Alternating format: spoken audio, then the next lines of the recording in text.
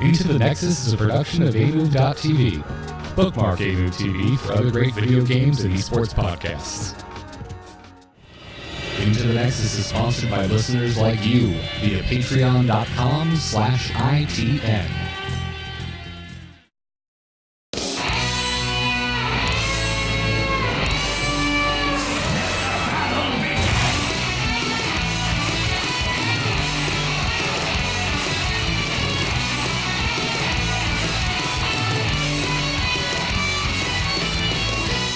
Greetings and welcome back, everyone. I'm including myself in that. This is Into the Nexus, episode 280.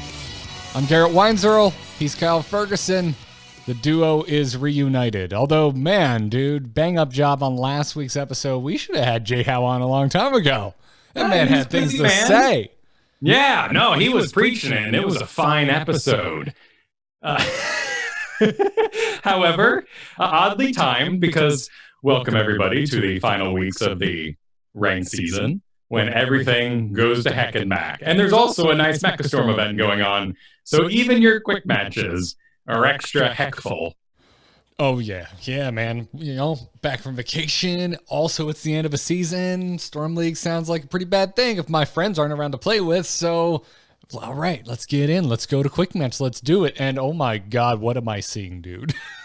Things have gone nuts, and that's not I don't think the timing was bad actually at all for the Jay Howe episode, because there was some serious knowledge bombs, especially in regards to laning, and that is always good. I don't care how crazy it is in your games. If you can lane correctly, you're going to be able to at least pick up for some of the weirdness. What'd you call it? Heckness?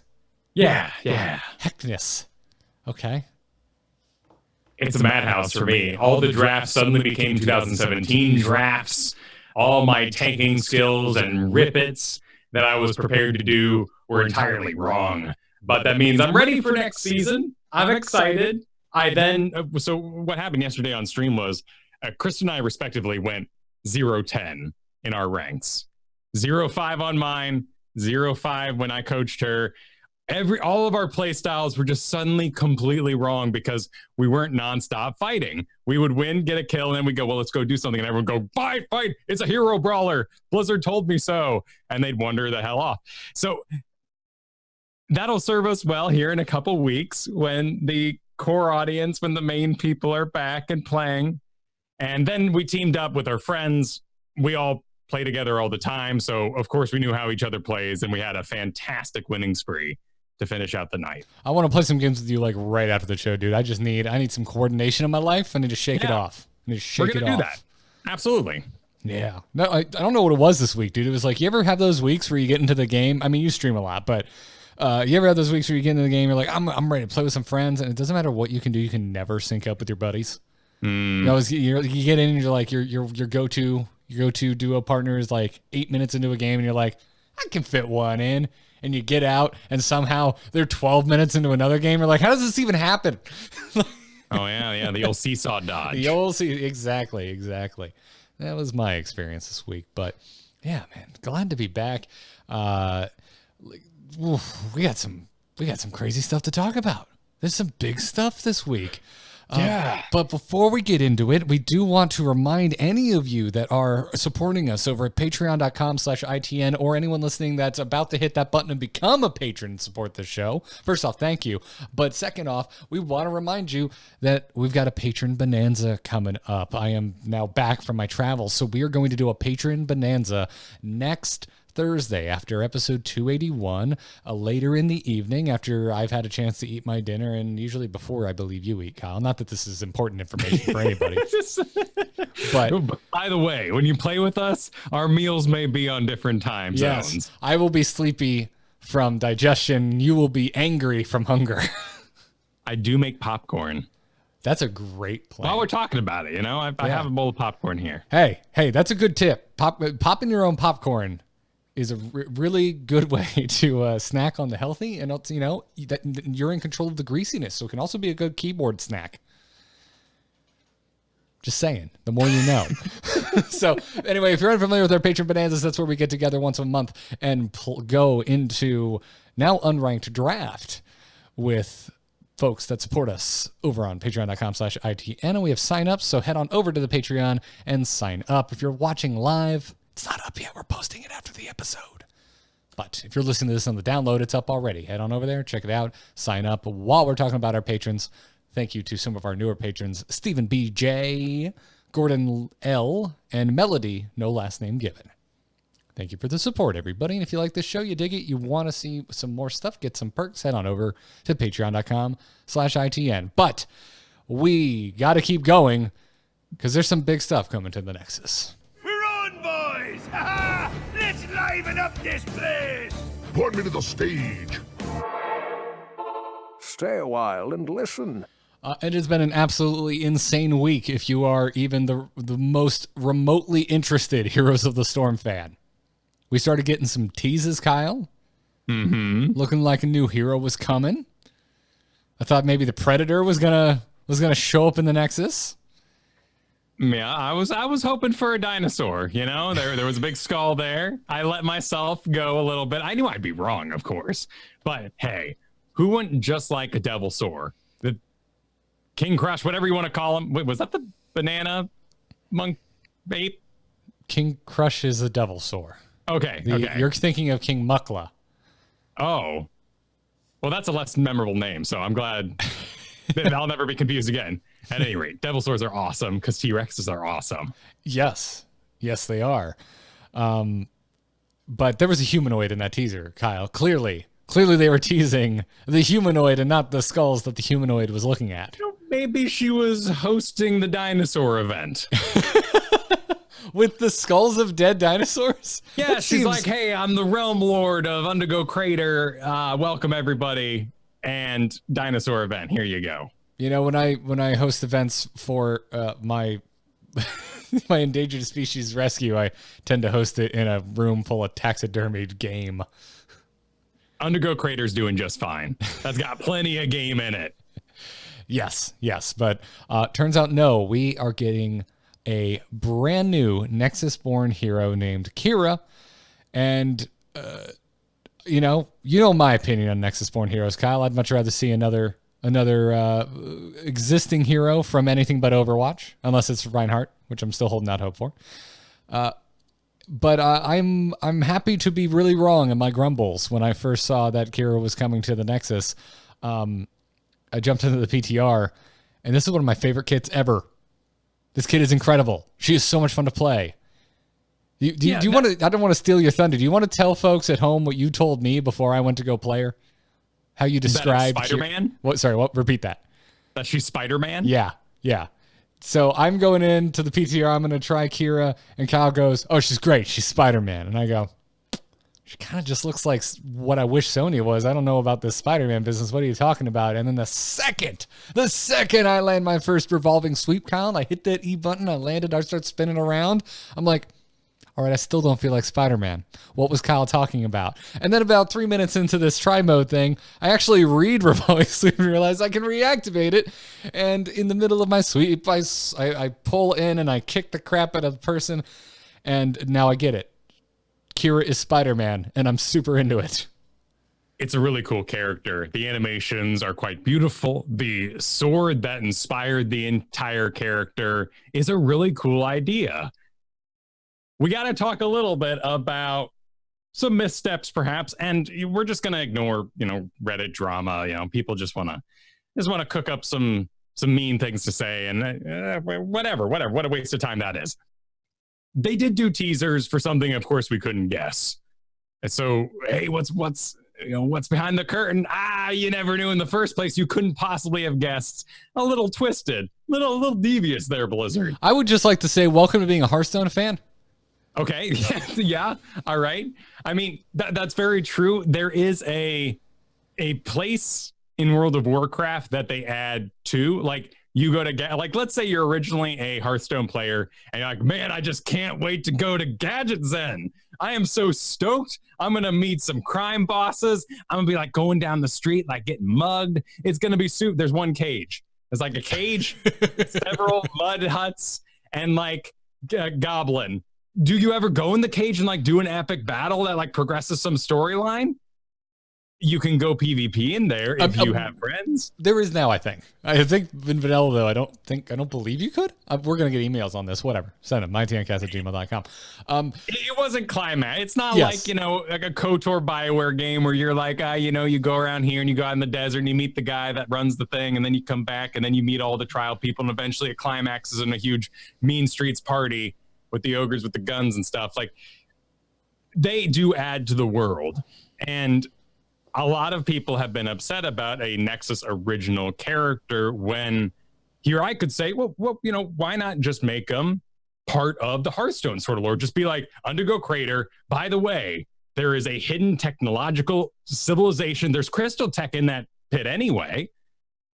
This is a kingdom that exists in there. We made it up for heroes. We have Lunara, we have Blaze, we've embellished all these units into characters. Why didn't we just go that direction? I'm with you, but this is where I'm at. I don't care. And that's the end of it. Yeah, right. Like, if you want to talk to me about what I want from my Heroes of the Storm, Original Heroes is not the answer. I don't want Original Heroes. I play Heroes because I want Super Smash Brothers for Blizzard properties, but in a MOBA game type. That's what I want. I do not care about your weird lore, and I still would rather them spend more time on just mashing up the universes. I still want a battleground where it's StarCraft and Warcraft have crashed into each other. One side's creeps are Marines and the other side's creeps are orcs or Stormwind foot soldiers. That's what I came to this game for originally. That's what I was hoping for, and I still don't think they have capitalized on that to the full of their capability. That said, this hero's fun as hell. This is such a cool hero. If you want to get grumbly about movement creep, sure, whatever. I still don't care. Like, it's one of those things where it's like, I see all of these points, and on most days I would agree with you, but the final product is good. It's high quality. Right. It's more than I think a lot of us were even expecting. There's a huge patch coming next week, and if it was just the changes to the ladder and to the battlegrounds, that would have been enough. That would have been a big patch. That would have been something to get excited about. But on top of that, we're getting another new hero. Yeah, all right. It's not what we as fanboys and fangirls want in terms of just doubling down on the existing IPs of Blizzard, but who cares if it's good, if it's well built? Right. The through line is what made the character function and have a kit that is unique and visually interesting. It's why Orphea exists and why she has, between all these kind of random abilities, a through line that you say, yeah, all right, the symbiote, it could do this to a little girl and give her these powers, and I see thematically how that becomes an ult and all that. And that's what the Chain Blade does. I would love a world where we say, but the skin, that bonus skin, Herald of Nazoth or whatever. Like, Orphea is now old god related, Undergo Crater, whatever, like Dino Hunter. Like, just give me that little bit to tie you in. Otherwise, I totally see it. Like, there's been a lot of calls for this to be, well, it could have been Reno Jackson. And that sounds like just the biggest pile of bull I've ever heard, because that would get so random. And that's the problem is Kira is thematically interesting. Reno Jackson would look really cool swinging around somebody, going in for the kick. Maybe he whips the wall and also connects there. But everything else is like him whipping out a random ass artifact and being like, it does, it just explodes space in the area. First of all, it would need to be Harrison, I think, if it was a whip, because I don't think we've actually ever seen Reno use a whip. Secondly, Reno has a magical Gatling gun in the upcoming expansion. Actually, it releases on Tuesday. So we should just get a Reno Jackson Tychus skin and call it a day. Okay. Oh, dude, I'm all for that. I'm just throwing that out into the universe. Heroes team, feel free to steal that idea. And I think no one would want to double down on Harrison Jones as a character. I think it's a little too on the nose. It gets a little weird. Back to the skins. Yeah, if there's one place where I will come down and wallow in the grumble pit with you, it's she doesn't really have great skins. The scrapper skin, I'm like, okay, whatever, sure. Like, this would have been a lot cooler if it was something, again, in universe, something that's a crossover with an existing Blizzard IP. I love that kind of stuff. I'm not particularly stoked about any of the skin variations for Kira, even though I think she herself looks really cool. I like her costume. I mean, it's a little Black Panther, but who cares? It looks really sweet. And it's worth mentioning that in the Heroes community, particularly on Reddit, this is dramatic, but to the wider video game world, it doesn't matter at all. No, if anything, it's really positive. I'm seeing headlines on, major gaming outlets like Polygon and Destructoid talking very positively about Heroes of the Storm, saying like there's a new hero and there's a major overhaul. Like they're basically just covering what we already know as hardcore Heroes of the Storm fans. But when was the last time you saw a Heroes headline on a major gaming news outlet? It's been a while. And an excitement about how the kit interacts and how cool it is, and not just think of Anduin, right? Like it's really weird for us because we're just like, yeah, Anduin you it's like, you want some mashed potato? It's like, yeah, I'm into mashed potatoes, but it's all about the meat. That's why we came to the restaurant. Anduin's mashed potatoes. He's a little bland. And you can decorate it however you want. It's a great kit, but it didn't bring home anybody new. And characters like this are flashy and really impress the wider MOBA audience. And lots of people were responding with, wait, new heroes, new content. I thought that game was done. I didn't know they were so creative. Well, welcome everyone to Into the Nexus, where we have been not once since the cancellation of HGC, finding ourselves with a lack of things to talk about on a weekly podcast dedicated to this one game. Yeah. There's a lot still here to enjoy, and it keeps coming. So anyway, let's actually talk about the freaking hero. I'm done talking about Reddit. Y'all need to calm down. It's absurd. I feel like I don't know. Like I want to sit Reddit down in my study while I sit in a smoking jacket in an armchair and dad them. I will say that we are doing a good job de-escalating our internet conversations. When I look back at 2015 and what the news was using to get us to read their articles and then getting us to talk, then that we work that into our own Twitter conversations. We are making advancements in communicating, and I enjoy that. I've heard this is a spit in the face of the fans. Very rarely. Betrayal. Whoa. It's going to be okay. And that's really the last I'd like to mention this, because that's just insanity to say. You're dumb if you wrote that. I just want you to know. It's a bit intense. So let's talk about the kit. Talked a little bit about Revolving Sweep, but we're going to start with their E ability, because to me, this is where you start with Kira. You throw, so the way her sword is, audio audience, I'm assuming you've already seen it, but the sword is segmented. It's super cool. I must interrupt you, because they did see it and it was presented all wrong. This video made no sense. Why did this video make no sense? Because they led with the damage abilities, and then they're like, yeah, you into the sword? Well, check out W. It has stacks. And you're like, what stacks? Where? Who? What's going on? And then like a minute into it, it's like a 2-minute video, a minute into it, they're finally like, by the way, you're going to swing like Spider-Man. You're going to be able to connect to walls and enemies and be a complete badass. They needed to lead with Revolving Sweep and then be like, by the way, your sword that also is a whip is totally a chain blade that you can shoot through people. And then you'd be like, oh man, I am sold. Okay, fair. I mean, they were just going in the same order they've always done it. I know it's QWE and yeah. Yes, yeah, but you're right. This is it. This is the part I was instantly sold on this character once I properly read Revolving Sweep. So you attach your sword to the first enemy you hit. It is a skill shot in a straight line. You stun whoever you hit for a quarter of a second, and then once you are attached, Kira becomes immune and swings around the target for almost just shy of 3 seconds. You also deal damage while you're doing this. You can deal damage to any enemies between you and the target, because if you can imagine, you now have like this whip sword between you and between your target. So anyone caught in between is going to take damage.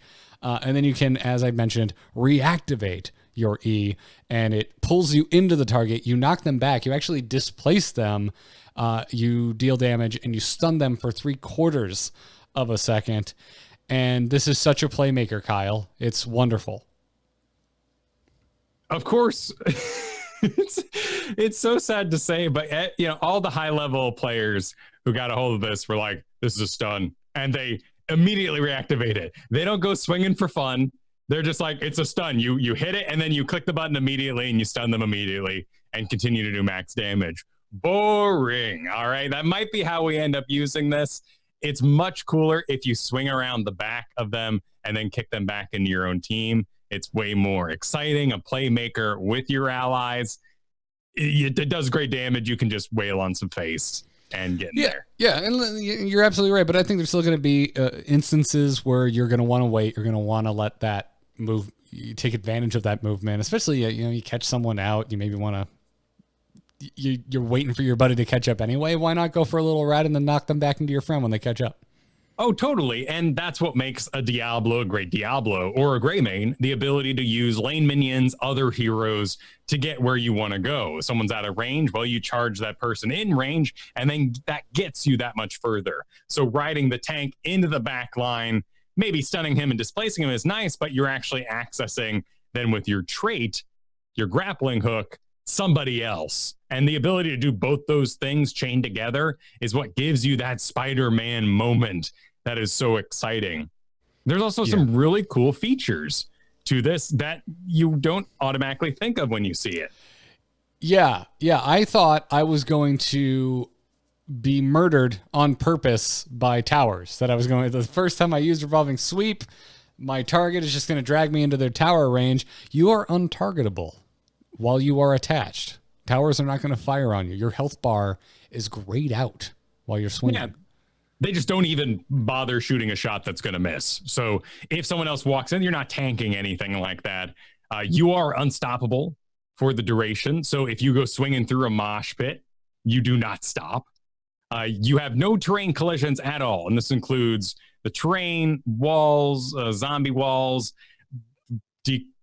destroyed buildings. You're not going to be stopped by bumping into something. Right. Which is super freaking interesting. And I think it's kind of it's basically required. This is such a loud telegraph. And because it lasts almost 3 seconds, that's a lifetime in this game. If you let it go its full duration, you can choose to stop it at any time by reactivating the ability and getting that stun off. But yeah, I mean, if you're trying to get cute and get around to the other side of your target before reactivating, they've got a lot of time to react to that. So if you could collide with terrain, if you could take tower shots, if you could get stunned by an ETC mosh, there'd just be too many caveats where Revolving Sweep would be bad for you. Yeah, you just end up somewhere you don't want to be, and you're going to anyway. The counterplay is there. If you're Malfurion and somebody attaches this to you, you throw roots under your feet and you wait for them to land, and you can run back position yourself so that they might be in a bad spot. I mean, if you give movement speed on like a Zarya shield, they can run back through the gate. Now you'll be behind the gate when it's over. If you are Genji, you can Swift Strike and she stays attached. And so you end up in some bizarre land you never thought you would after something like that. There are a couple things they turned off though, and they really thought ahead on this. Falstad Fly, canceled. Anything where you just don't exist cancels it out. So a time stop. Can we start referring to this as a detach? Yeah. So let's talk about all the ways that your Revolving Sweep on Kira will be detached.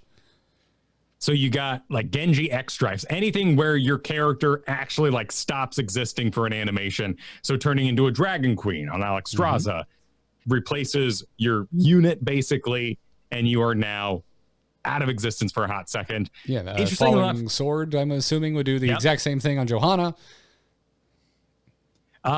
Massive Shove does this as well, which is just great. And I wish they'd do this with Varian, because I once rode the Mighty Ride that is charging a target while my ally Massive Shoved, and ended up in a very bizarre part of the map.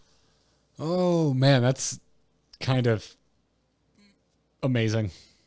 But you just drop wherever you are at that moment. So there is counterplay. You attach this to someone like Dahaka or Chromie, and they purposefully go into a stasis mode. You could drop them on the other side into your team where they thought they were going to be, where they were invincible just a second ago. Yeah. So I got detached from a garage that took Indomitable. Interesting. Yeah. Yeah, they just popped it, and I was just no longer sweeping. So Unstoppable works then. Apparently. Anecdotal experience happened to me once. Yeah. I haven't gone back and like with a fine-tooth comb looked at the replay, but the garage went Indomitable, and I was confused as to why I detached. That would make sense. Then there is quite a bit of counterplay with something like a cleanse if that's the case, but we'll see where all that ends up. Yeah. Yeah. Kajitar in the chat room is saying I was hoping a cleanse would break it. So, Very interesting. No dazes, by the way.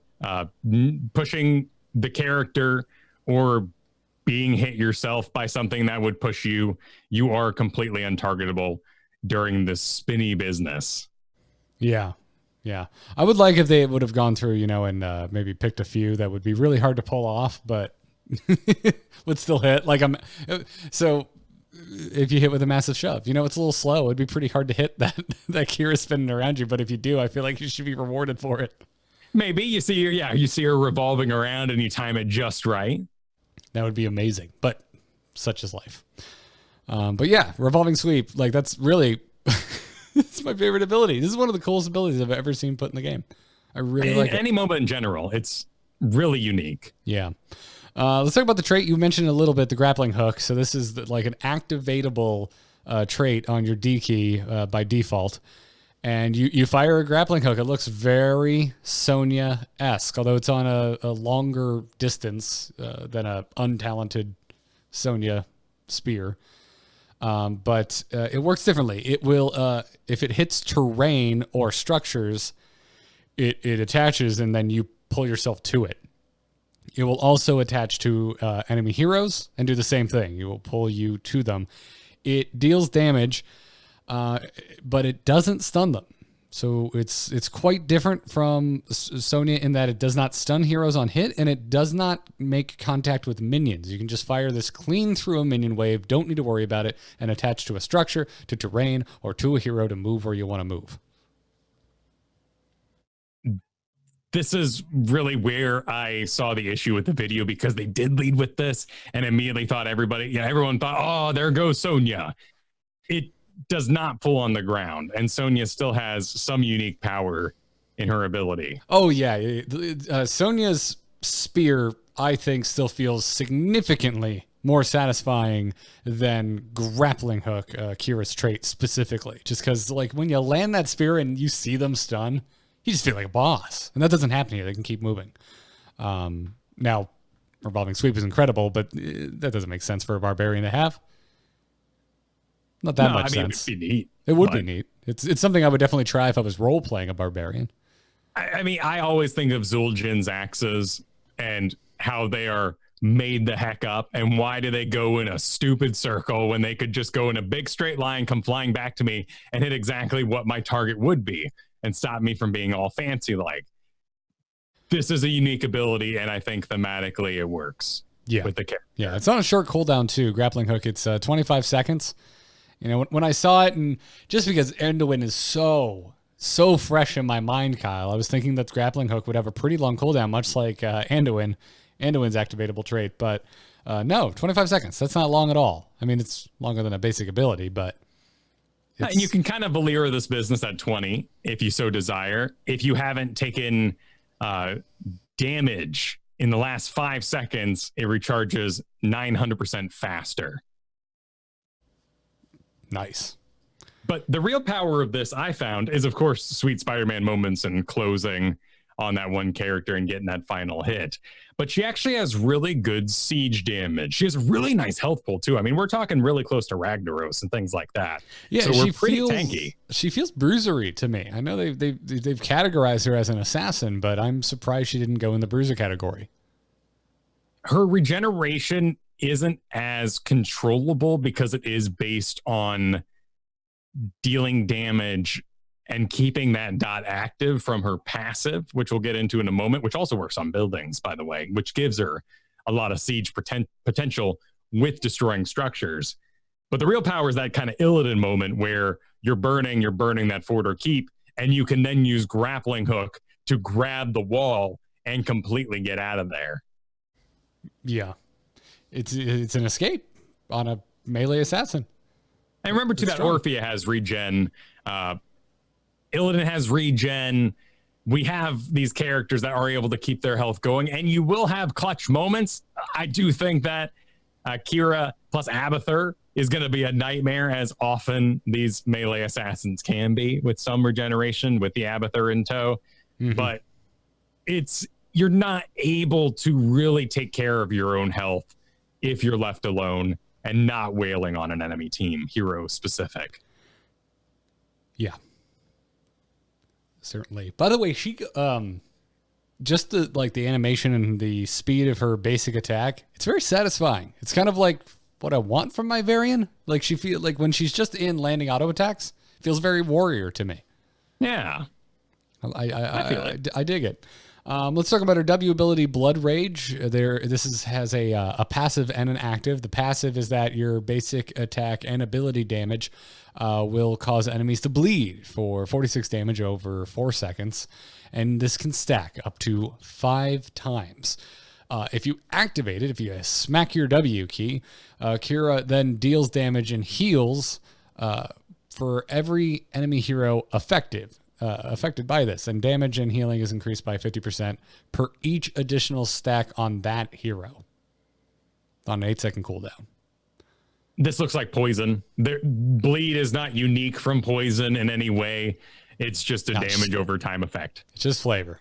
But I want damage over time right now, Kyle. Everyone's moving fast. I can't always confirm all my kills. I like dots a lot right now.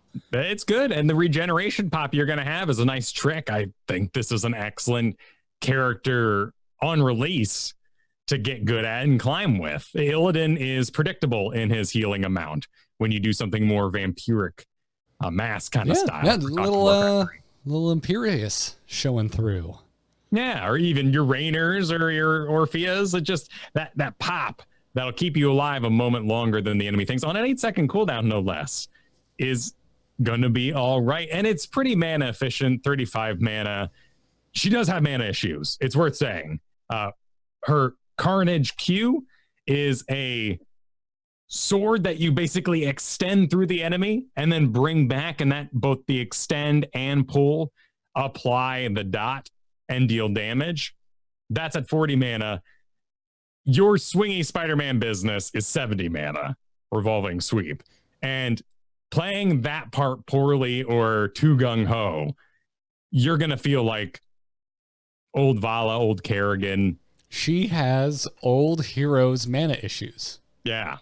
Which I like, because her kid, to me, just seems super strong, and it needs to be limited, I think, more than just the cooldowns. And I think they've hit a good balance here with the mana costs of her abilities, and especially the one you're going to be wanting to use the most. So I dig it. I dig it a lot.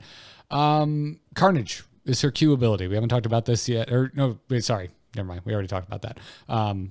The other point I wanted to make about it was her wave clear seems really good, and Carnage is the one that feels the best to me of all of her abilities. The fact that you can just line it up, especially as the collapse is coming to you, it just feels really good. She can burn through a lane pretty quickly. Yeah, and at that mana efficiency, if you're looking to just take some solo lane action for your team, investing all your talents into something like a Carnage build is just solid, and you'll always have this thing 6-second cooldown. I would suggest starting there, and then when you're feeling like you're landing your expensive abilities, branching out to the other gems that are throughout the talent tree. Yeah. But let's talk about heroics, starting with Unrelenting Strikes. You're going to deal damage to all nearby enemies in kind of basically a circle pattern. When I first looked at it, I thought it was a spin, but the animation is not quite like a spin. It's more of a flurry. It's a ribbon dancer. Yes, actually, thank you. That's a great way to put it. Yeah, and then the circle grows over time. So you're going to deal damage to enemies every half second for 2.5 seconds total as this circular area around you grows and grows and grows. And when it's over, it deals a burst of damage, and any enemy heroes that are inside the circle is stunned for 3/4 of a second.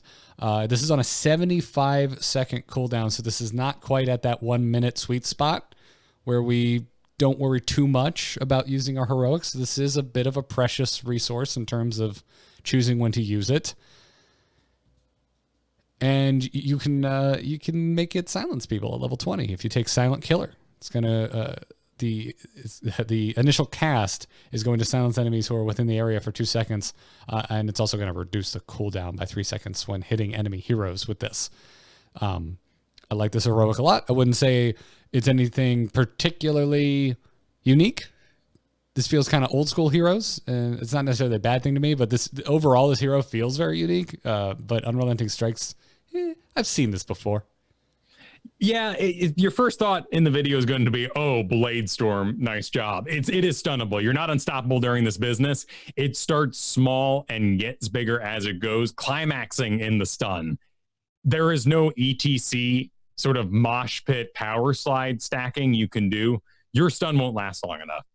You go in, you spin, you kick, you start up your little storm. As you do your Unrelenting Strikes, they will be free to cast, to move, to walk, to swift strike out before that stun hits. Yes, you're going to have to know your enemy to make sure you're even going to be able to land this in the first place. Actually, you know what? This is basically a Blade Storm mixed with a telegraphed Divine Storm. Yeah, I think that's a good place to put it. And you do not do Dragon Blade when it was a big thing. Tormented Souls. You will probably not incur an Uther giving you Divine Shield just so you can land your totally sweet ability at the end of this. The damage is rather tame, but this is great for after a lock-on, finishing it off, getting the big stun, landing a few auto attacks following, and that dot damage should finish him out. It's a hunter, and that's, I think, really thematic to her abilities. You will go swinging around Diablo into the back line, detach from him, Spider-Man over with your grappling hook onto Malfurion, spin, slam, and as he walks away, you give that final pop, almost Lunara style, with your Blood Rage, and he'll die. And then you'll be exposed in the back line, and hopefully the rest of the team fight went well. Yes. Let's talk about Final Strike. This is the other option for heroics. After a full 1 second delay, you're going to strike with your sword in a line, very sundering style. And you're going to deal damage, quite a bit of damage to any enemy that's caught in the path. It's a pretty wide, again, very kind of sundering-esque in the terms if I have to describe the skill shot area. And the damage is increased by 25% for any enemies that are hit by this that are below 50% health. She seems to have this execution theme sprinkled across her kit and her talents. So keep that in the back of your mind. If you're fighting against a Kira, look at how they are speccing and take note on if you need to worry about being below 50% health or not. My gut reaction out the gate, Kyle, is that I like Unrelenting Strikes a lot more than Final Strike. But I'm not ready to write off Final Strike at all, like entirely. That 1 second delay, yes, it seems like it gives a lifetime, especially with the movement speed increase world that we live in now, to step out of the effect. But you're going to be playing as Akira. You're going to 1v1. You're going to start to lose it, and you're like, oh, nope, not going to win this. I'm going to walk away. And Akira's just going to wait to line up the perfect Final Strike and end you. And this goes further, as you mentioned, with talents. There is one at 1/7, Final Strike itself at 10, and then No Sanctuary at 20 that allows you to see nearby. It's about a screen away. Heroes that have below 50% health, but a little Illidan light there. There is a bonus mechanic, and it reminds me a lot of Phoenix. Phoenix has a bonus mechanic that he does bonus damage to slow targets if you talent into that sort of business, particularly with his salvo.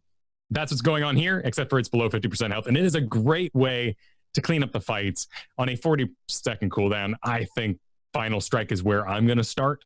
And then with coordination, because it's stunnable, the unrelenting strikes, we'll go from there.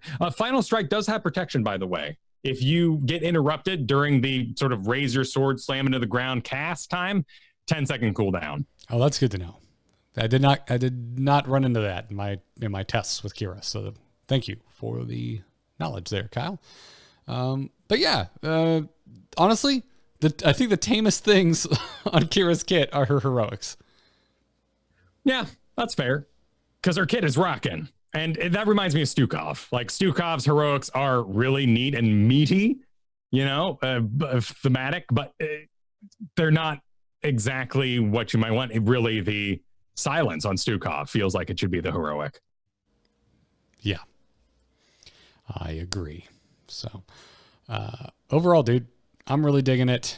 I like seeing all the press that Heroes is getting as a result of Kira and the changes that are going to be hitting next week alongside her to Storm League.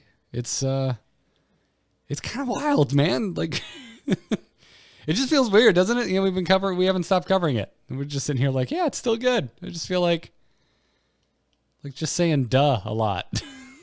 It's cool to see the world reminded that Heroes is being updated, that it does exist, that it is a good game, that is a great population.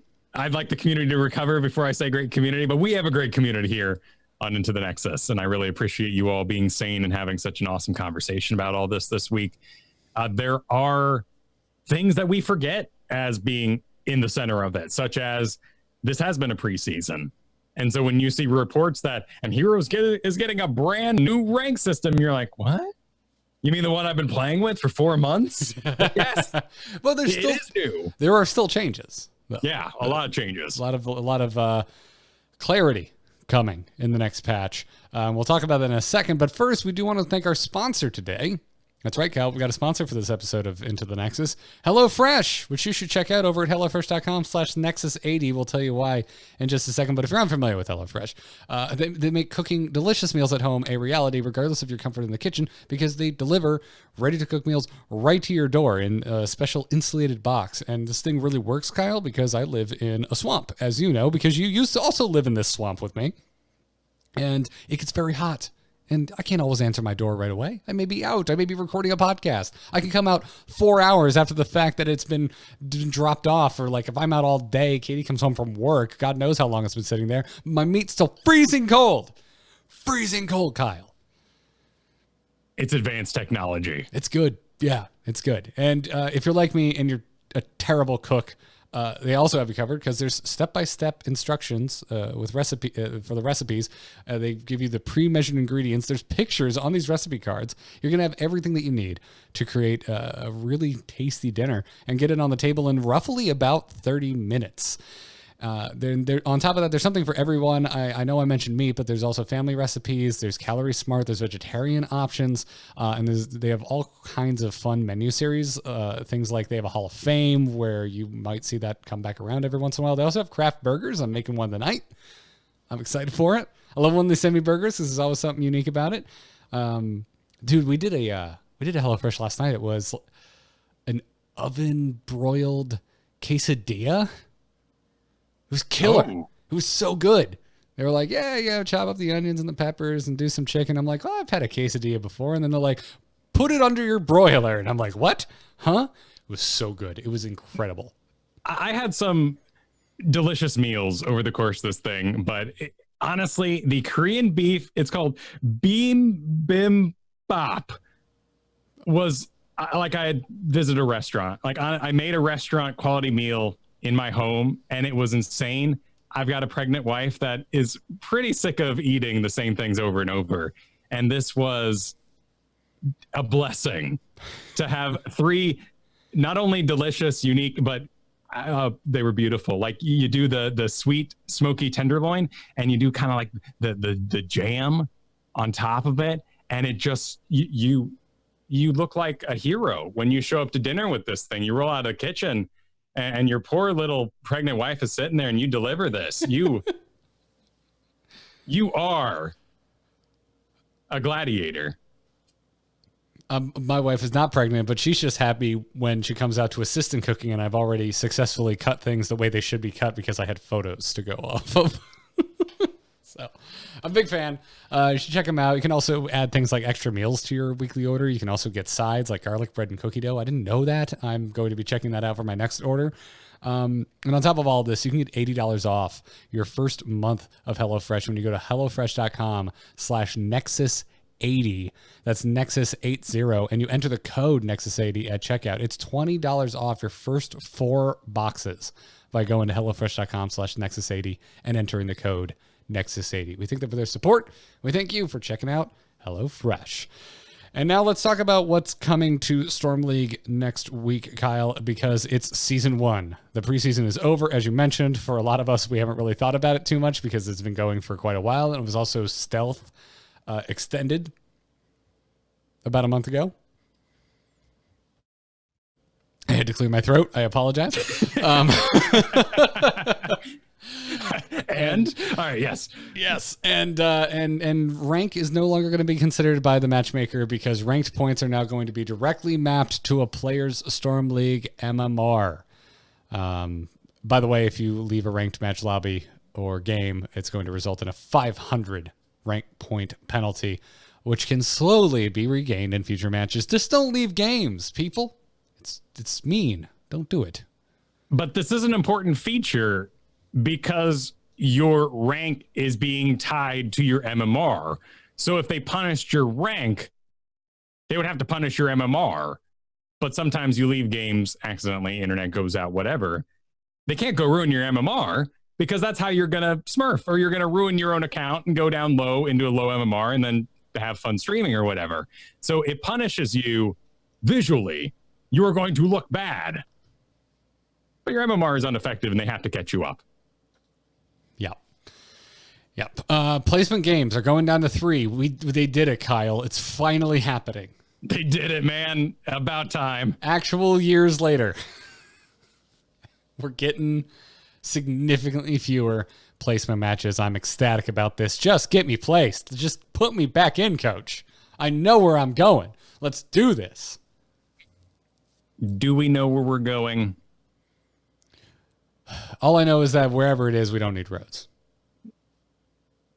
You know, we're about to enter a pretty rough time. I'm going to theorize. This is not going to be a happy update. We are going to be dramatic as a community. And as dramatic as someone who just got hit by a Li-Ming orb? Perhaps when they dive into the background and, require healing from the devs, saying, please, address my situation. We're about to take your placements and place you where your MMR is. And the entire system has been built around making you feel better because your MMR does not move fast. And what I fully expect is that you will end up lower than you just climbed to over the course of a season because your MMR didn't advance that far. You are going to get horrible rank adjustment points because your MMR isn't moving as fast as your wins are. And you're going to see out of that 200, minus 150s maybe if we're going extreme here. But I expect they're going to give you minus 100s, and it's really going to matter on the surrounding MMR. We're going to see screenshots of load screens as people go, what? A plat 1 with a diamond 1 with a gold? Because all the MMRs are where they're going to be. But you might throw your rank away from your MMR. Ideally, those things stay tied together. You will have MMR-wise a fairer match by putting the plat 1 and the diamond 5 and everything in maybe a 5-point radius around that. But it's going to be a little ugly. And this is what you begged for. And take your medicine. It's going to be a big old reality check. Yeah. We're going to find out what our MMRs are. And in a lot of cases, it's going to sting. I'm bracing for gold. I'm plat. And in an ideal, perfect world in land, diamond is so beyond a filthy casual like me that I belong in plat. I do tend to, get a little one tricky and pull off some cool things over and over in a row and climb. Oh yeah, I did the same damn thing, dude. I was on the rise into the middle ranks of platinum, and then I got hit with a Rexar nerf, and then this movement speed thing happened, and well, here I am. Yeah, I mean, I had a great example this week. I'm a Johanna main right now. I've just been chaining it. I got lots of really cool tricks. One of them is that I use blind to dismount players pursuing my players. Here comes Garrosh in a big straight line running at my Tychus. Dismount. He didn't make it. Tychus burns him. I help lock him down. We win that fight. I was on a Nubarak, and my ally Tychus was being pursued by the enemy tank. And I ran for it because what can I do? I'm going to shoot a sideways skill shot and stop that mounted character with my delayed ground spikes? That's not going to work out. The answer was to just go over and auto attack them. Actually just be like, smack. By the way, I'm a tank, burrow out. And I didn't. And that's a great thing to learn. I got completely trolled in that account by masters. One of them was number 75 Grandmaster, who was really pissed at me for not knowing that basic information. That I should just go with an auto attack, slap the tank who's pursuing, and interrupt that pursuit. Didn't know it because I was a main. So there are lots of things I can't break into masters with because I don't know. But on Johanna, I'm already doing them. So there's always going to be these fluctuations. Your MMR on one character should not be the same MMR on another character. There's a reason why StarCraft now does the race-based MMR. If you're playing, Protoss, you're not going to play as well as your Zerg main, perhaps. It's going to be ugly. Hopefully it's better, it's cleaner, and we have faster matchmaking, which is what they've said here. That by pulling from MMR, we're not going to do the cubby system. And we've talked about this in the past. Let's say your MMR is 100. Let's do small numbers, sure. Is 100. And you put them in the Diamond 5 box. But you've also got MMR 100 down in Plat 4. Well, these two people are now in different boxes. We can't put them in the same game because you'll get mad at us. So we're going to make you wait 13 minutes while we find other Diamond 5s who are close to your MMR and make you a game. In this new system, those two players will now end up in the game together. Yeah. There's a lot of focus in the PTR patch notes on essentially faster queues. There was a dev comment by lead game designer Brett Crawford, and Crawford in this comment talks about how basically all these changes coming in the Storm League were directly responses to player feedback, but because of the direct mapping of ranked points to player MMR, that in Crawford's words, it allowed us to begin matchmaking solely on one system instead of two, which internal simulations saw a drastic speed and quality increase in match creation. Who shouldn't be waiting as long, and you, Kyle, shouldn't be being flown into nearly as many Masters games. Right. Although you were recently on, I think you probably still are. You've been on the seesaw flight. You might fly down to Plat. You might fly up to Masters. Right, depending on where I'm sort of needed to. Yeah. Oh, dude, I found that whole conversation with Jay Hal last week really fascinating, where you're talking about just I can't learn because the expectations are so wildly different between these groups of players. Just such a unique issue to have, but hopefully you won't have it anymore. By having more consistent skill-based games, we can actually progress game knowledge. Without it, your game knowledge doesn't matter. And that's something we talked about with JL as well. Like the solo lane. I'm going to have at that enemy Dahaka because I might win, because I don't really know where they're at. But if we're all sharing the same information, I mean, look at Kael'thas. The best thing that could come out of this MMR change would be the reign of low-end Kael'thas ending. And that would be really cool to see, because right now when you mix leagues, somebody's going to actually, not Paradox did a video on this just yesterday, and I loved it. Lily activated her cups and started healing everybody. So the Anubarak's trying to run away. He's got a living bomb on him to get away from his team. Lily goes running towards him going, no, you're going to need healing. And Gul'dan is down in the bottom lane. He's like, wait, a heroic? I need healing too. And everybody charges into the Anubarak. And each one of those players is making a different educated decision. about increasing the value of their allies, all the while Anubrax is just trying not to spread a living bomb. If we have a consistent, even if they're wrong, opinion, the same thing will happen for everybody, and we'll stop this madness. Yeah, I mean, what we're really hoping for here is a more linear climb. Yeah. Because if we all move up together at a consistent pace and we're not at certain ends of the spectrum getting bounced around, hopefully the knowledge base is kind of learning at a similar pace. So I don't know. I mean, I haven't heard too many complaints about mixed matched leagues on the lower end. So I don't know how much of an effect this is going to have on that. Right. Ideally, your MMR is accurate and you will end up with people of a similar skill level, even if you have, let's say, a off rank for that skill level. We're really going to have to see. I just really want everyone listening to brace themselves. There are no rewards for the season, but people have come back in droves to say, oh, I was gold. I'm going to get gold before it's over. And they've thrown us normal kind of players into a bit of a hellscape. Is it, yeah, but we're used to. At that point, is it any worse though than any other season up to this point? I mean, we see this every season. We saw it a month ago when we thought the season was ending. Right, and this event is going to cause a huge influx of returning players, curious of where they're going to end up. They're going to be the least resilient to critique, toxicity, and the Blizzard system going boo boo boo and giving you a low rank, that they'll be the ones reporting on Reddit. So brace yourself, community. I am really looking forward to this. I think it's going to be very positive. There's going to be a huge fallout when it hits. And I think most of it is going to be tied to, why did you just deduct 100 points from my 200 to keep me in line? Let me out of my cage. Yeah, I would assume that would be it as well.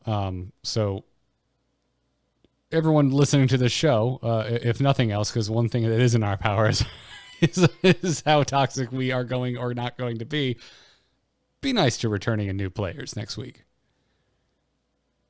Try and teach, but don't come across as a jerk. Really, just listen. Just try and be a Kyle or not Paradox. I'm not including myself in this conversation. There's a lot. I mean, the only way I learned how to play games in the past, we didn't have, as it seems so weird to say, we didn't have YouTube bots, but you didn't. There was no way to record your gameplay. It was just someone trolling you, telling you suck, and that you should have auto-attacked the tank that was chasing them, and you deduced with your own powers of sanity the actual gem of information out of there. And that's such an imperfect situation too. It is. Because what if they're wrong? What if that was the wrong call? And you now think that's right? Well, here's a good example. Pushing with the Dragon Knight, and you should only take tower shots from one tower. You should never charge right down the middle. You should always do the angle down or up. It doesn't really matter which one you do, but make sure you're not being attacked by both towers. Kind of stand off to the side while you burn things down. When does that become important? And I hope with a more restrictive matchmaking, we can have these steps where things become important. There'll always be pet idea guy number one who always believes that everything should go X way. That can't be stopped. But hopefully we segment our education into a more linear fashion, as you said. That's what I would hope for. I mean, we'll certainly see what it looks like, and I don't think the first week is going to be a good indication. I would give it some time, let the dust settle, and let's see where we're at. But I'm really excited for this. You were really excited on Twitter, I noticed, about the seasonal quest, because you could see the interface for it in the PTR.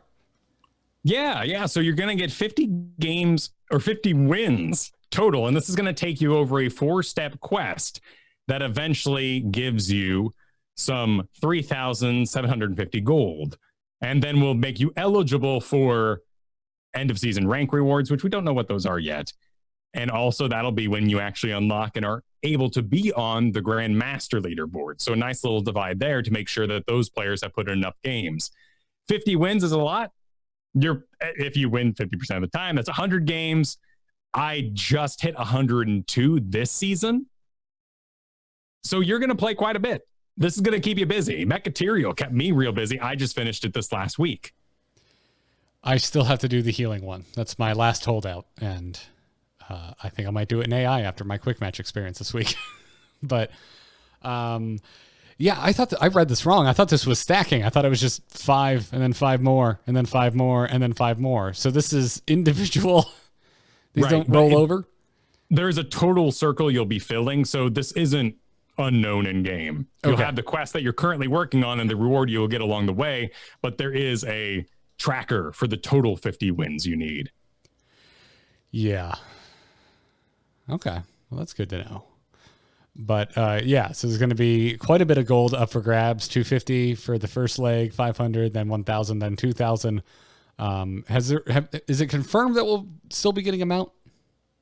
They've just said end of season rewards. Yeah. I don't know about mounts and resources and what they'll be doing in that department. I'd be fine, if it's too much work. Start making reskins of weird things that are hard to get. Yeah, I mean, banners are fine too. Like the mount system, we heard from someone this week that was like, oh, thank goodness for this rank quest, because all I ever get is 500 at the end of the season. I get dropped 500 gold and they say, see it, thank you for playing. That's insanity. And I'm glad that everyone will be eligible for a decent reward at the end, regardless of rank. It's not a fluid system. You don't just sit down and be like, today I'm going to beat ranked and get an epic mount. This is way more sane. Yeah. There's also a ranked battleground rotation update happening. Dragonshire and Sky Temple are leaving the rotation, and Alterac Pass and Volskaya Foundry are coming back. A lot of people upset about Dragonshire leaving. I understand it, but I'm also okay. You know what? Today, Kyle, I could have just recorded. I understand it, but I'm okay with it. And you could have just played that on repeat. Sure. That's my hot take on basically anything that involves the community typing this week. We can also expect anybody who is sort of specialized in some more solo play in dueling to suffer. Alterac Pass and Volskaya are very team-based, and Sky Temple, Dragonshire, those are, where your thralls, your little Dahakas, and everything else is going to shine a bit more. So it will change the lineup. I'm curious to see if this is just because they don't want to have really you 1v1 me bro maps when they come out with Kira, who looks like she's going to be really good at 1v1ing. Yeah. I don't know. I don't know how much we can read into that or not, but I mean, to me, I just look at Dragonshire going out and just them feeling like it's time to try a season without Dragonshire. Oh yeah, I'm sick of Sky Temple too. Like I've got a 75% win right there. It's just I'm done. Same. I'm happy. Let's vary things. We have a map rotation for a reason. Let's use it. Yeah. I mean, historically, over the whole course of Heroes of the Storm, Sky Temple has been one of my favorites and one of my best maps.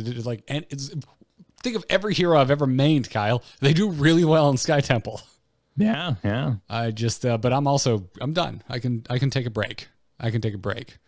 Do you know the map that would cause me to make a Reddit post? Blackheart's Bay? Oh, I meant leaving. But yes, if Blackheart's Bay came in, yes, I would spend a 90-minute episode just saying no over and over again. And mines would make me consider stopping the show. But no, leaving. Do you have the guess of the battleground that if they took it out, I would be very sad? This is actually really tough because I know you're playing a lot of Rexar. I'd go with Tomb of the Spider Queen. You're correct. And Rexar has nothing to do with it. And just Tomb of the Spider Queen, I think, is just going down in history as my favorite battleground of all time, and I think it should always be in the rotation. I would have said Towers of Doom. Towers of Doom, okay. But honestly, having played with a lot of masters now, I'm sick of their opinions. I'm sick of their inflexibility a little bit as how they believe that map should be played. And I'd really just like to go gank the top lane a little bit, but it's out of the rules, man. How dare you? All attention, everyone, all hands on deck in the bottom. Hanamura Temple's still here. That'd probably be what most people are really upset about, still being in the rotation. They're still working on it. Of course, they want data on it. So don't be insane. This is an evil you're going to have to contend with until they fix the map. Yes. I feel like they could have tried a few more things. I'm surprised not to see any Hanamura changes on this PTR. I was expecting, a couple more tweaks, but that is not the case. But what is getting tweaked rather majorly is Braxis. Braxis Holdout is getting a big old update, and it's not going to Storm League, which I found a little funky. But they're trying to even out what they call the power curve of Zerg waves. And so they're bringing drop pods as a new mechanic into the Zerg wave. In the dev comment, they said by causing reinforcements of Zerg to periodically appear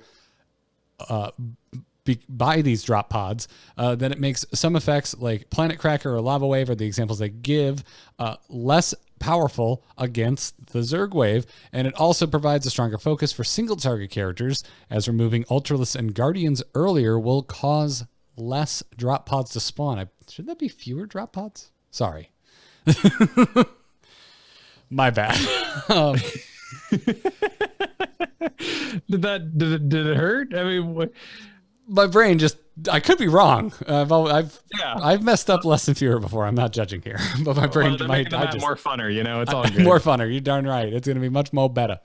But this is cool. I like this a lot. What I love even more is that the functionality of the Braxis control point is now consistent with that of Dragonshire. After I think just 2 weeks ago, we got an email from a listener stating exactly that. Although I think in their mind, they were putting more of the onus on Dragonshire and not Braxis. So this is the other way around. But if you were going to do anything, this is the only way I think you could do it. If you change Dragonshire, you just go listen to email section from 2 episodes ago to hear our thoughts on that. Congratulations, emailer. Yeah, that's crazy. I read this and I was like, you're kidding me. You're kidding. We just the timing was wild in terms of, us reading emails, but, yeah, so there's just going to be a little more of a delay before you can stop the percentage accruing, and I'm okay with this. Some Braxis games do those pad sections. They sometimes take way too long. Right, now you can hold out for the wave to be completed Dragonshire style. Mm-hmm. What they don't address here, I should restate that. What they're addressing in stats and overall makeup of how you spawn and how a Zerg wave charges is being changed to affect Ragnaros and these other high performers as map picks. What they don't say here is that they're getting rid of the base half wave you got if you lost. Oh. Yeah. So Braxis is now more punishing. Right. It also scales very differently. And there's going to be some dangers that are more dangerous, such as the banelings. Now prioritize structures, but if they explode on you, it's going to hurt quite a bit. The Hydralisks at low level are going to really collapse upon you and do some massive damage, but they're easier to kill. Yeah, so the Zerg League, Bangling, Hydralisk, Guardian, Ultralisk, every single Zerg unit in a Zerg wave has had their health drastically tuned down, but their health scaling has been increased. They had their damage drastically increased, and the damage scaling has been increased. In a lot of cases, the damage has been more than doubled for most of these units. I think the outlier is the Guardian. The Guardian did not have its damage doubled, but it did still have its damage increase, and the damage scaling is still up.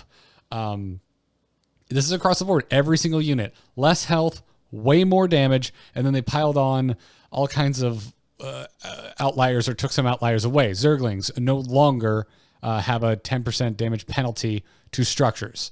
Banelings, as you mentioned, now have a 50% damage bonus to heroes. 50%. They used to have no damage bonus to heroes. Now they are going to hurt like the Dickens, a phrase I don't get to use very often. All the while, the Guardians and Ultralists every 13 seconds will spawn a drop pod, bringing in additional Zerglings and Hydralisks. So that's how they balance it out. So it used to be or well, previously, it used to be as a little way back, and Braxis was much more like it is going to be now. They gave you this half wave that allowed you to sort of stay in the game. And if it went unattended, you had made a strategical error. This thing could go and take your keep while you weren't looking. You were like, oh, we got max wave, they got nothing, let's go. And you would actually end up losing the game because it took your keep and you were pushing into a defended lane. What's happening now is that lane's going to be a lot more consistent in that the longer it lasts, the more power it'll have. But losing gives you a really bad wave that can be cleaned up very, very quickly. So send your Val up there, send your Ragnaros, whoever it may be. I use Val as an example here because you can now burn down the Ultralisk and Guardian directly and stop this spawn from happening, and then go catch up with your team. No longer is one Jaina defending for the entirety of a half wave all by themselves while the rest try to push. It's a little more dynamic, but it's going to be more dangerous. And please, oh my goodness, be aware of the Hydras. They've always been very dangerous. They're spitting on the lane minion, and then they see you, Arthas, standing there, and you are dead. You are dead now. Beware of the collapse. Yep, their damage went from 25 to 70. And it's going to scale actually slower. So some of the damage scaling is down. Or actually all the damage scaling is down. Right, but the damage was increased from 25 to 70 on initial spawn. Right, so yeah, I definitely misspoke at some point, though. I think I mentioned that damage scaling was going up. I apologize, listeners. Oh, hey, these notes are confusing and ugly, and only a feeling of Braxis will tell us what we actually want to pay attention to. Yeah, I mean, historically in this game, I do really like it when we are forced to fight each other. So I have no idea how I feel about there not being kind of a consolation wave, but I do like that we're freeing up both teams to just go head to head with wherever the Zerg wave is. And there's a great question in the chat. Doesn't less HP make AoE better for the lane clear?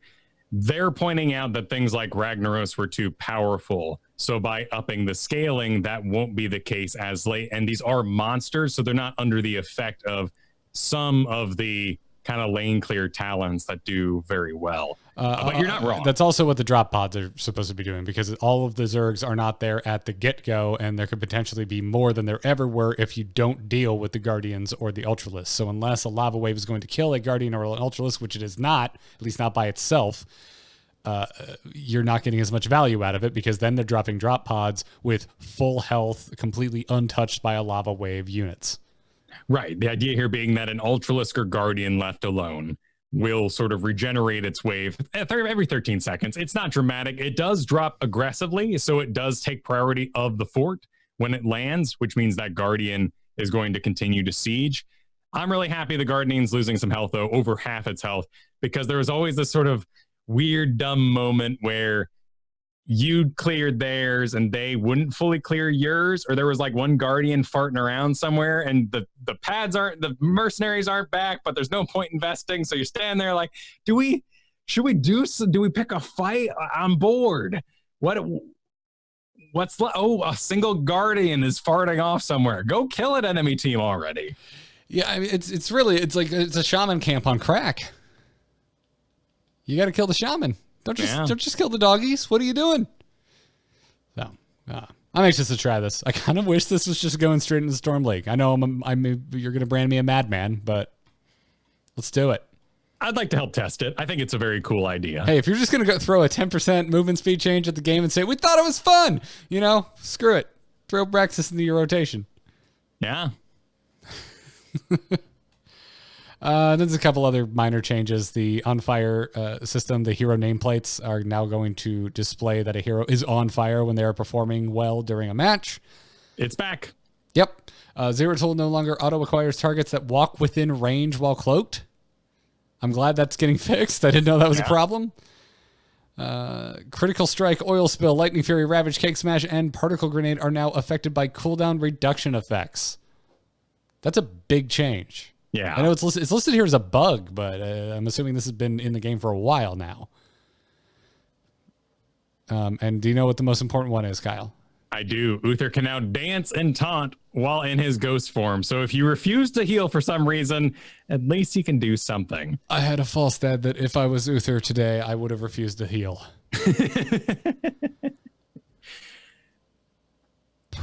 I try not to be a judgmental person, Kyle, but when you do less than 20,000 damage in a 30-minute game on Falstad, I get a little salty.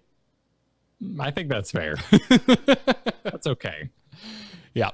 Anyways, let's bring the show home, Kyle, with an email or two. Darkness stopped calling. Does anyone else hear that buzzing? Hold on. Darkness just texted me. You can send your emails to itncast@gmail.com. If you're supporting us over at patreon.com/itn, make sure you go and link your Discord profile to your Patreon, because then you will automatically be added to the Into the Nexus patron-only Discord. And you can skip the inbox entirely and also just chat with us, chat with everyone else who's supporting us on Patreon, meet a lot of awesome heroes folk to play some games with. And don't forget, go sign up for Patron Bonanza next week, patreon.com/itn. Jarek writes in this week and says, on the last episode, Kyle and J-How discussed players not being focused on or good at collecting XP. Later, Kyle asked what players across ranks and playstyles should focus on to improve, and J-How said wave clear. This has been a consistent topic for a long time, so clearly there's more to this than just educating the community. Kyle and J-How discussed an XP feed, but that's a lot of clutter when you want to stay focused on the moment-to-moment gameplay. I think Heroes of the Storm would really benefit from a flashy XP gathering effect similar to collecting gold from enemies in Dead Cells. With each kill, a bunch of fragments burst out of the enemy and then pick up speed and fly into you. And of course, killing mercs and players could give more or larger XP effects as equivalent to their value. I think this sort of visual feedback would really encourage players to get and stay in range of minions and have a better XP-centric mentality when they see all the XP fragments they can collect in lane. I do like this idea. Obviously, you can only make it so flashy. Right. This would have to be probably way more subtle than at least the vibe I'm getting from Jarek here. And I haven't played a lot of Dead Cells, but I know what Jarek's talking about. And that's a bit much. Imagine Li Ming, not the best hero right now, but imagine you're trying to keep track of like Li Ming magic missiles and there's all this XP particles flying at you. Yeah, it's going to be hard to see that effect. Can be easier with two players, but now you have two players shooting missiles everywhere. Single player is actually easier. There can be clutter, and this isn't like a StarCraft team kind of like we're concerned the player base will be scared away. Like, no, it's going to get messy. I love this idea though, particularly when we think about camp or different values of XP. You take that site camp on Hanamura, and let's say 5 orbs spawn. You clear a wave, 3 orbs spawn. What a fantastic way to say, oh, these have different values. A hero dies, how many orbs is that? And we can now picture in a very below 10 mental note what the XP gather is like. I do like that. And I definitely want some. So if they ever implemented something like this, I want an animation for when you miss it. So like if you look up at a lane and no one's there, you're seeing this effect fall to the ground and dissipate. We can make it disappointing, like missing a gray main cocktail. There are a few things more disappointing graphically than watching that thing do nothing. Missing a note in Guitar Hero. Oh, you'd want the ding, ding, yeah.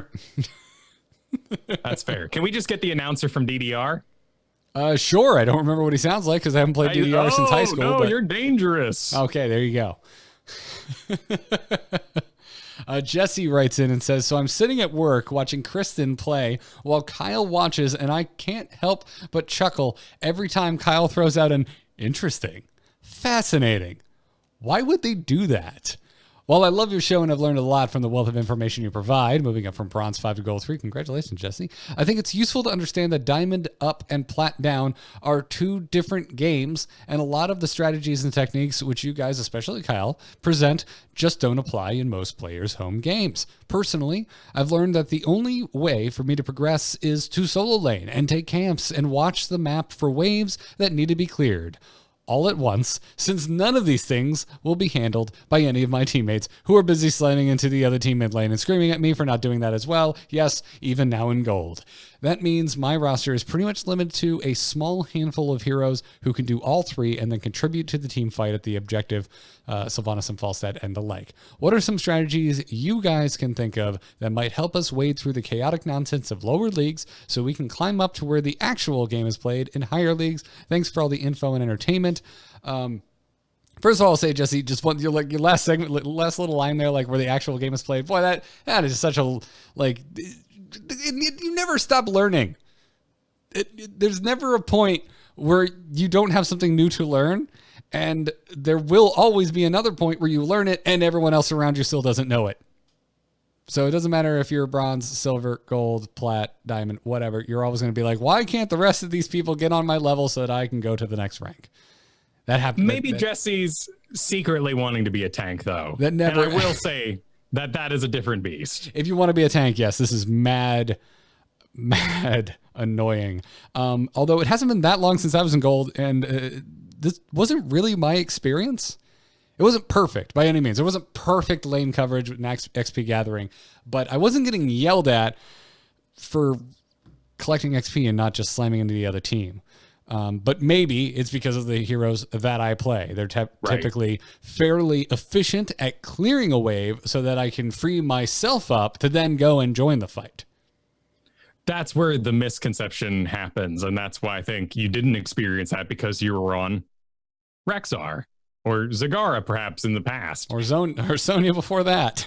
Right. People are used to those characters farting off. And when he has some excellent characters here, Sylvanas and Falstad, lock onto a building, much like Vala or Nazeebo, they're going to do fabulous damage, and they're going to clean up that. They're going to get passive XP for their team, and that team fight happening in the bottom where they just won't stop fighting is going to have a level lead. That Smash Varian is now correct in diving backline and trying to destroy Kerrigan all by his lonesome. That is now an okay choice because Jesse here decided to provide the passive XP that's going to keep them ahead while they're not soaking the lanes. And I think that's where HGC really shimmered.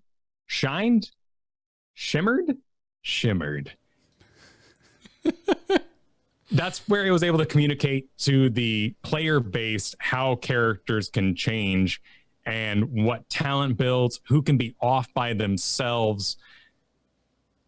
I think that his strategy is spot on. I think that getting passive XP in a solo lane environment is the best way to climb. It is not this week because people want a nonstop team fight because they were told this is a hero brawler and they've come back to get their rank up before the season's over. There's going to be these ebb and flows. Mid-season, great. Mercenary camps, solid. If you are a HGC, and this is so weird, if you are an HGC camp taker like Greymane, people might let you do a camp by yourself in gold. But you do it on Nazeebo, you do it on Cassia, you do it on Murky, and all of a sudden the whole team is like, you need help, and you'll have 4 people helping take one giant camp because they've never seen it done before, and a stutter step solves the issue. And it's bizarre, and you don't want them to help you, but it just happens. That's where a little communication can go a long way if you're experiencing that very specific issue with mercenaries. That's something you can communicate to the team ahead of time that, hey, I've got mercenaries on lockdown. Don't worry about me. Yeah, that's true. That's where I really like the chat. And the existence of it. But yeah, Jesse, this is also really well-timed email. I remember seeing this in the inbox. So I know for a fact that this email from Jesse came in before the J-How episode, but it also really doubles down on the importance of the laning that you two, made it a point to highlight last week. So, yeah, I think it's really important. And yet take a page out of my book, play heroes that can lane quickly and then go join the fight. Try a Rexxar, try a Sonya. Zagara, for whatever reason, has a really good win rate. I can't make her work anymore. At this point, I need someone to teach me Zagara again. I don't know how y'all are winning with her. She seems too passive for me. But if you try Rexxar, if you try a Sonya, I would also even consider, I would even throw Kerrigan in this camp because she can clear lane pretty quickly and then she can go dominate a team fight. Oh, you know what's probably wrong with your Zagara? Summon units have priority from towers and buildings now. So you're probably locking on a Hydra that's doing nothing. At this point, I'm just trying to contribute to team fights, and I'm like, I could do that better on literally any other hero I could play. Well, she's in desperate need of that Sylvanas team fight upgrade. Yeah. No, she really is. Her summons are just... Oof.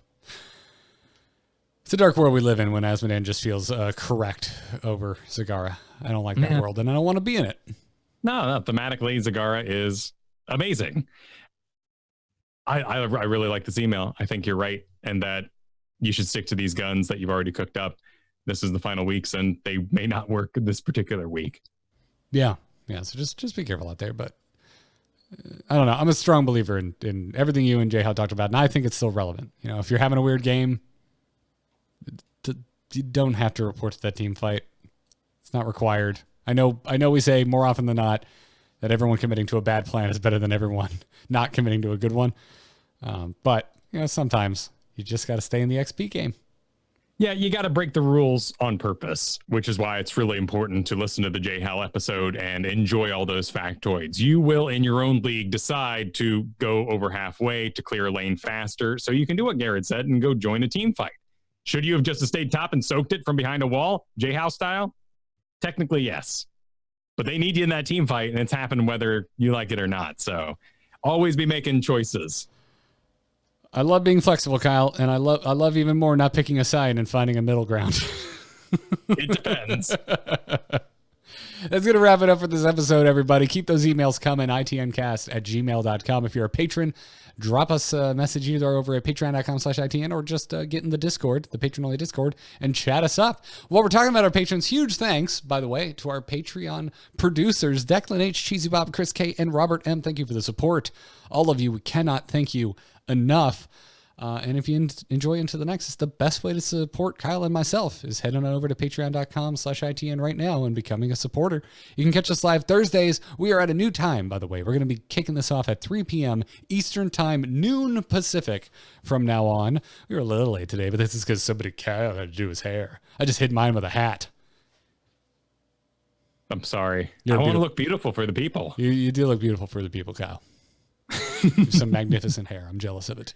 You can follow the show on Twitter at ITNcast, so that when there are days when Kyle's, wanting to feel particularly pretty and we're starting a little bit late, you can see exactly what time we are going live by following us on Twitter at ITNcast. But before we go, Kyle, where can everybody find you?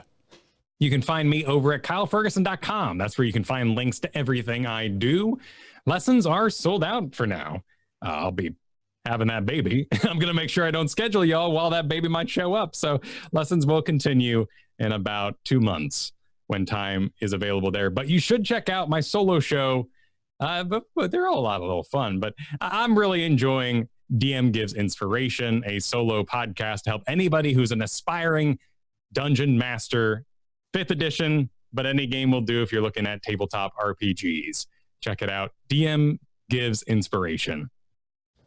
Rad. Everyone go check that out. I'm Garrett Art on Twitter. All of the podcasts, this one included, can be found over at amove.tv. I would definitely like to point you in the direction of the latest episode of The Angry Chicken, because not only were we guested by Jonathan Vigil, the lead singer of the band The Ghost Inside, who's also a raging Hearthstone fan, but it was a 3-hour card review episode. There are a lot of cards to talk about.